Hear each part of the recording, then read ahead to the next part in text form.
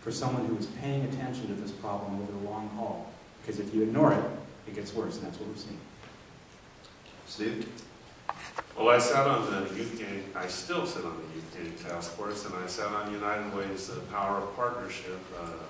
60 community leaders we met for a year and a half trying to determine what the city's priorities were. Power of Partnership agreed that the single most important thing we could do to make this a better place for families and children is to be sure that every child enters school ready to learn. Now, if you don't enter school ready to learn, you fall behind. And just as when I mentored 6th graders who read at the 2nd grade level, they had no hope of succeeding in school and had a tendency to turn toward gang life. So that needs to be a community priority. And the second thing we have to do is take the recommendations of the Youth Gang Task Force. There's a very specific plan in place to work with these kids who are at risk of being in gangs or are in gangs, and work with them to make them have some hope in their life and work with their families. And last thing, zero tolerance for youth violence in the community. I would like to respond to that question as well. I think you used your card already. I'm sorry. All right, next question from the audience. Are you in favor? Oh, this is for Steve and Helene. Are you in favor of restrictions on dance permits and liquor licenses in the 400, 500, and 600 blocks of State Street? Or do you favor an increase in fees to help pay for the increased and disproportionate law enforcement costs for that area? So we'll start with...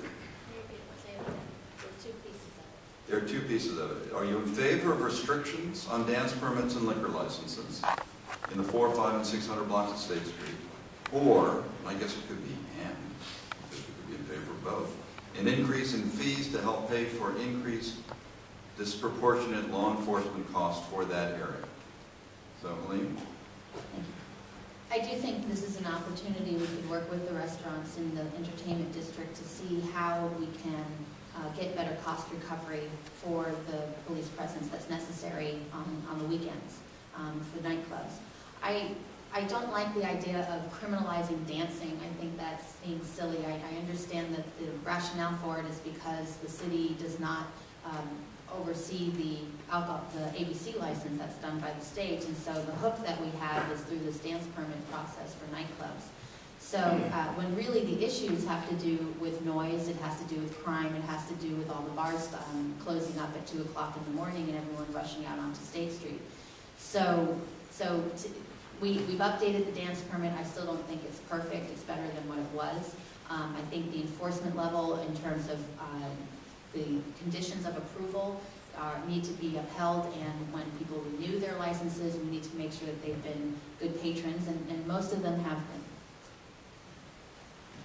Steve? The product of success. So we set State Street up to have a tourism district, an entertainment district, a shopping district, and an arts district, and it hasn't worked yet. It's worked. 35,000 people a day come visit downtown Santa Barbara. And has the entertainment district worked? Well, I'm usually asleep at 10 o'clock. I don't have too many opportunities to observe it, but I have been amazed when I've been down on Lower State Street at 11 or midnight. It looks like New York. So that's success. It really has worked, and I think that we knew that we were creating this entertainment district. We knew there were more liquor licenses in that 3-block area than you would normally have, but we thought it would be the most effective way to manage the district and would make it because of the number of businesses there most affected. And it's worked. So cost recovery to me is the key. And I think that the businesses who are in that district should share in the cost of managing the district. We get higher class drunks. All right, we have a question for Dale and Helene. Should beach grooming be increased, and if so, how should it be paid for? Dale? I'm all in favor of having clean, beautiful beaches. And I will tell you right now, I'm not an expert on beach grooming. It's certainly something that I would look at, because I think what the beaches, the appearance of the beaches, obviously that has a huge impact on tourists' first impression of Santa Barbara. It really is the gateway to the city. So obviously something I would look at. Where does the money come from? same problem we have with the rest of the budget. Colleen? I think there needs to be a balance between an aesthetically nice-looking beach for our visitors and the environmental protections related to the ecosystems in the area. And I think the process that we're trying to work with in our Parks Department and Waterfront Department, you know, we're looking into whether that can be changed or not. I think there are probably some areas where it might be worth looking at increasing it, in other areas where maybe that's not appropriate. So it's just not a blanket answer there. In terms of funding, that's one of the discussions we're looking at right now in terms of the scope of duties between the Parks Department and the Waterfront Department and what's considered fair in terms of the revenues and where the revenues go, and then who should then take the expenses if they're receiving the revenues, whether it's the Parks Department or the Waterfront. All right, let's try a little crossfire round if we could. And each of you has a chance to ask a question of one other candidate.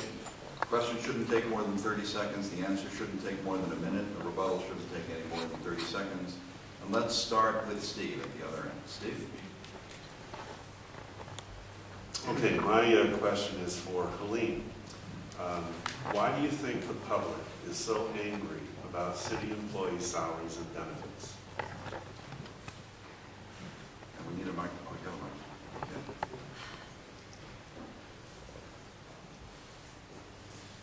Here's the situation with city employees and benefits and salaries, and if I wasn't on the council, without knowing the full picture, I'd probably be at least questioning and upset and so forth. The city budget is done in open session, on the dais, during public hearings. City negotiations, when it comes to the collective bargaining processes, happen in closed sessions. The council members are not allowed to speak about what happens in those closed sessions. You only get the general sense of where the majority of the council ended up after that meeting. And yet, everyone else, in some way or another, can make their own interpretation of what it is. And so the messaging behind that, I think, gets muddled. When in fact, I think the council is trying to do its best way of working under the collective bargaining arrangement that we currently have under law. So I would be upset if I didn't get the full picture and had other people tell me what was going on when they too don't know the full answer to the story either. I think there's a lot of fear and concern and angst in this current economy on a lot of levels, and so this is one way to point the finger at something that that may be perceived as being unfair. And Steve, you have 30 seconds to respond. My sense of it is, as I talk to people, that they've been hurt by this financial crisis. They've seen their retirement benefits decreased by 40%. They've lost their jobs, and they're anxious and frustrated, and yet they look at the city council and their actions toward their employees, and they don't see any layoffs, and they don't see any pension reform, and they see raises granted from reserves, and I think that's why they're mad. All right, second question, Helene. This is for Mr. Francisco.